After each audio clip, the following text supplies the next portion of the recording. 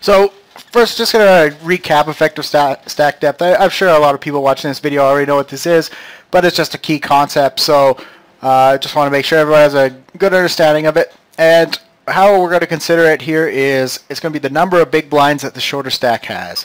So all we're looking at in every particular situation is how many big blinds does the shorter stack have, and we'll call that the effective stacks of the hand. So it's not really important who's a chip leader, who's second in chips. Some decisions can, in theory, be based on that because certain more uneducated players are going to play a lot different, whether they are the short stack or the big stack. But from a mathematical concept, it's not going to affect our play if we have 10 big blinds or they have 10 big blinds. That's going to be the effective stack, and we're going to base the decisions off of that. Just going to run through a quick example of it. If the blinds are 2550 and the big blinds got 2500 chips, small blinds got the remainder 500, we're 10 big blinds effectively. And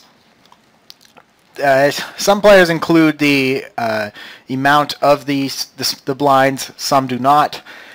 I think either way is fine. I include the amount, including the blind. I find it a little bit easier. But either way is fine as long as you're consistent in whatever way you're choosing to calculate.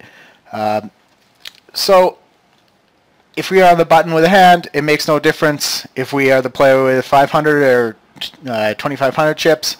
Since it's 10 big blinds effectively, we're going to play exactly the same in each instance. Now I'm going to go to some pre-game concepts, and I think this is a little bit overlooked. Not a lot of videos kind of focus on this, but definitely we can get some reads on the player before we even play a hand. So when a new game pops up, some things that I look for. First, have I seen this player before? Is he regular?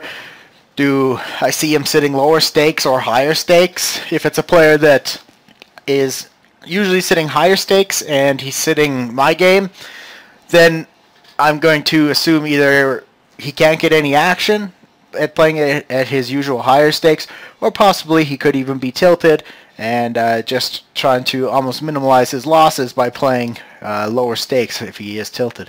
And if most of the time, if you're sitting in the lobby first, you're not going to have seen many of the players before, or you're going to have very, very limited reads on them. Maybe you've played one game with them and it only lasted 8 hands, so you might not have any significant reads.